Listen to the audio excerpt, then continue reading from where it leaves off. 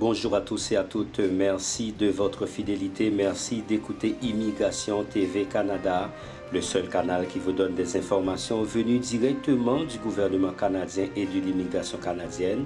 C'est aussi le canal qui vous accompagne dans vos démarches d'immigration vers le Canada. Canada annonce un programme humanitaire pour Haïti, Colombie et Venezuela.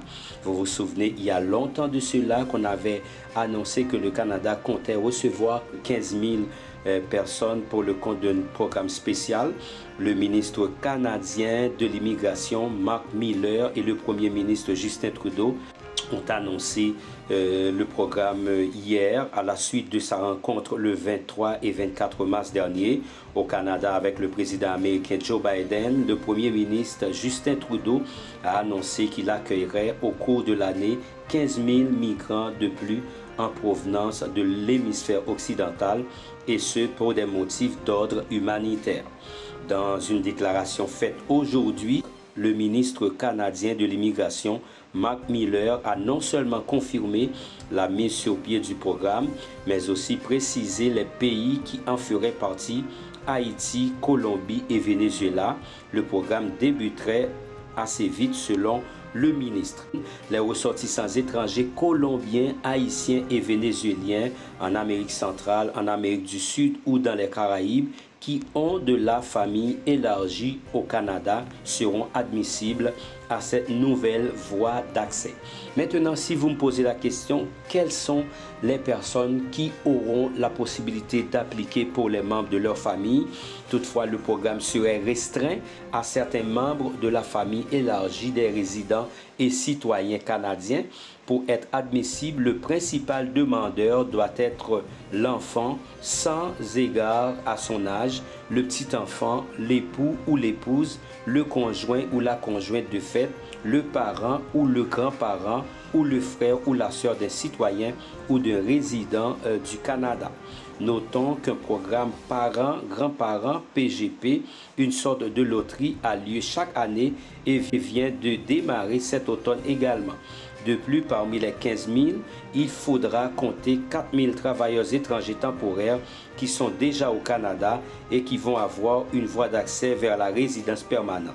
Il resterait donc 11 000 personnes à entrer dans ce programme. Donc, comment le Québec voit ce programme? Le Québec, selon nos informations, le Québec ne ferait pas partie des provinces et territoires canadiens à accueillir ces nouveaux arrivants.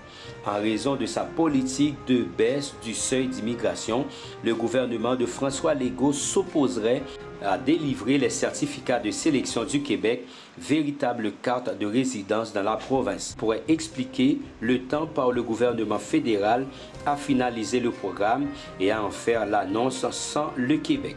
Le ministère canadien de l'immigration n'a pas encore répondu à notre demande d'information sur la participation du Québec à ce programme. Les demandeurs dont la demande est accueillie se verront offrir des services avant l'arrivée, y compris une évaluation des compétences professionnelles et un aiguillage vers un fournisseur de services d'établissement dans la collectivité où ils ont l'intention de s'établir. Des renseignements plus détaillés seront communiqués à l'approche du lancement de la nouvelle voie, donc le déplacement mondial de personnes en quête de sécurité atteint un sommet sans précédent. Les Amériques voient un nombre sans précédent de migrants en quête d'un refuge et de nouvelles possibilités, se plaçant souvent dans des situations dangereuses comme en traversant la région du Darien. Le Canada dit s'attendre à ce que ces mesures contribuent à réduire la migration irrégulière et à promouvoir une migration sûre comme alternative aux itinéraires irréguliers souvent dangereux dans les Caraïbes. Donc la nouvelle est tombée surtout pour nos frères haïtiens. Si vous avez des personnes qui sont au Canada, qui sont résidents permanents ou citoyens canadiens, ces personnes-là pourront donc appliquer pour vous. Et on a déjà dit pour quelles personnes ces personnes-là pourront donc appliquer.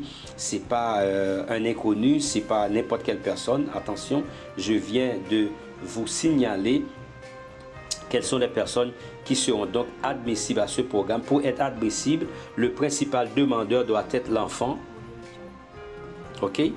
L'enfant ou petit-enfant, époux ou épouse, conjoint ou conjointe défunte, parents, grands-parents, frères ou sœurs d'un citoyen ou d'un résident permanent du Canada. C'est pas cousin, cousine, oncle, nièce, neveu, non. Ce sont les personnes que je viens de dire qui seront donc admissibles à participer à ce programme. Donc n'oubliez pas, si vous avez des gens qui sont au Canada, c'est le moment de rentrer en contact avec eux afin de les aviser concernant cette nouvelle ouverture du Canada pour recevoir 15 000 nouveaux immigrants pour le compte de ce programme qu'on avait annoncé il y a plusieurs mois de cela, surtout avec la visite officielle de Joe Biden au Canada. Partagez cette vidéo avec tous vos contacts, laissez like et commentaires, et si vous avez des questions, vous pouvez toujours les poser. Nous serons très heureux de répondre à toutes les questions. Excellente journée à tous. Au revoir.